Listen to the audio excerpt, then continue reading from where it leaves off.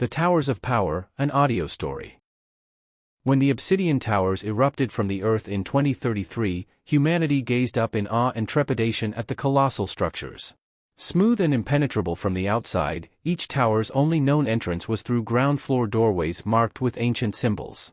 Floating screens appeared worldwide, displaying RPG-style stats menus. A booming voice announced, "Your planet has been chosen for the trial of ascension. Each tower contains 100 floors of challenges to overcome. The first being to reach the top will represent Earth in the battle of the cosmos. You have 5 years before destruction." Driven by instinct, animals entered the towers without hesitation. Inside, each floor was an alien world with unique physics, creatures and perils lurking around every corner. The ground floor entrance opened into an otherworldly rainforest, dense with massive ferns and neon fungi. Territorial octopedes camouflaged as plants fired neurotoxin darts at passers-by while 12-eyed panthers stalked their prey. Ancient temples beckoned explorers towards further adventure and danger. On floor 10, the climate shifted to a desert with shimmering pyramids built by long-forgotten civilizations. Blind lizards with hypersensitive vibration detection burrowed under the glittering dunes ambushing wanderers. Oasis springs brought relief from heat, but also risked quicksand for the careless. Higher floors presented frigid ice planets, underwater crypts, cloud cities in the sky and more. Millions of worlds awaited discovery within the mysterious ascending kingdoms. Stairways stood as portals connecting vastly different realities. Where one floor had light gravity letting creatures soar, the next could be a metal jungle requiring magnetic boots to traverse. Back on Earth, governments and corporations realized each floor contained resources beyond imagination if harvested. Crystals from floor 20 amplified electronics and weapons. Metals from floor 30 forged tools and vehicles exponentially faster. But few climbers survived past floor 50, as environmental hazards continued escalating. While human progress stalled below the halfway point despite genetic enhancements and exosuits, animals adapted faster to the tower's trials. Rats and mice swarmed in unstoppable hordes overwhelming early enemies. Cockroaches gained acid projectile vomit to melt through maze walls. Grazing herbivores grew bony armor and horns to counter creatures. The most skilled climber was a clever monkey named Jojo. With senses far beyond human limits, he explored 40 floors in the time most completed 10. His long tail helped navigate precipitous ledges and dangling vine networks. Jojo rode on the backs of flying squirrels past obstructions when needed. By floor 80, Jojo gained biomorphing abilities letting him stretch his limbs to reach distant handholds and squeeze through cracks no other entrant could. His golden fur turned silver by floor 90, granting limited invisibility to evade detection. And he was just getting started, driven by curiosity and competitive spirit to reach the apex. Jojo had ample time to conquer the remaining trials with 5 years before planetary destruction. On floor 96, he slithered through ventilation ducts to bypass a maze so complex that most lost their minds wandering its non-Euclidean halls.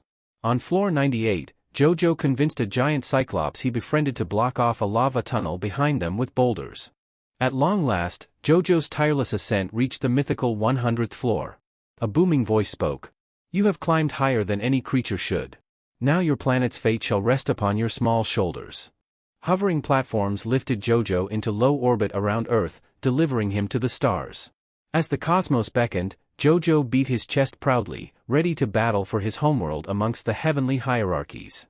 Back on Earth, raucous celebrations erupted at the news. Just as humanity began extracting the tower's gifts, a mere monkey had risen to earn Earth a seat of honor in the galaxies above. Artists constructed giant golden statues and billboards depicting Jojo standing victoriously atop the towers. But the colossal structures did not yield easily. The tower's alien architectures and realities continued challenging new generations to explore their unfathomable secrets. Their infinite worlds exalted all who dared to dream big and reach beyond normal limits. And Jojo's legend lived on as inspiration to never stop ascending. In the decades after Jojo's triumph, scientists made progress analyzing the exotic matter and energies within each tower floor. Anti-gravity propulsion systems reverse-engineered from floating rocks revolutionized global transit overnight. Medical scanners derived from alien floral pollen reduced disease, while crossbreeding with tower species created innovative new crops. By 2100, humanity had thoroughly mapped and colonized the first 40 floors. But the dangers and mysteries escalated exponentially higher up. Neural implants that symbiotically bonded with a climber's brain helped push through disorienting altered mindscapes beginning on floor 50. Still, no person or probe survived more than a handful of days on floors past 70 before succumbing to the elements, illusions, or attacks from indigenous creatures. Out of options, world governments agreed to an international treaty banning towers access above floor 40 to all but the most qualified individuals. Mandatory training programs were established for climbers to prove their mastery of environmental hazards, combat, xenobiology, and more. Cyborg augmentations became a necessity. One aspiring climber, Luna, entered a preparatory academy at age 12 after acing the entrance exams. Raised on a low-gravity lunar colony before immigrating to Earth, Luna's physique gave her superior agility and stamina. She voraciously studied Jojo's ascent and the tower ecology above, determined to explore those untamed worlds herself. By 16, Luna took the lead in clearing holographic tower simulations faster than any other cadet. Her final test was conquering a recreation of floor 96, which had confused Jojo with ITS reality-distorting labyrinths according to legend. But Luna's custom neural implants projected a map directly into her visual cortex, guiding her through safely. The day came for Luna and her simian companion, Inango, to attempt a live tower as partners. Millions observed worldwide as the prodigy and cyberchimp approached the ground floor gate adorned with ancient archaic symbols. This ascent would mark the first above floor 40 sanctioned in over 50 years. As the massive doorway slowly retracted upwards, Luna felt a rush of wind and a static charge in the air. Stepping forward shoulder to shoulder with Inango, they crossed the threshold into the unknown. The first few floors went smoothly enough: an Arctic tundra, a desert canyon, an abandoned alien library. Inango's enhanced vision identified optimal pathways through the environments. Then came floor 47, a dense jungle with bioluminescent fauna that scrambled the brain's directional sense. Luna's neural implants fought the disorientation and got them back on track through the tangled vines and webs. Inango sniffed out pockets of swamp gas that could explosively ignite. His augmented ears also picked up the echoing hoots of distant primates, perhaps descendants of those Jojo first encountered centuries ago. On floor 58, floating geometric crystals in every color of the rainbow adorned the walls. Inango saw they emitted a hypnotic pulsing light pattern and quickly put on filtering goggles. Luna's embedded lenses autocorrected as well, protecting them from getting mentally enthralled. The tests only grew more treacherous the higher they climbed. Gravity reversal zones on floor 64 forced the pair to strategically lasso each other for stability.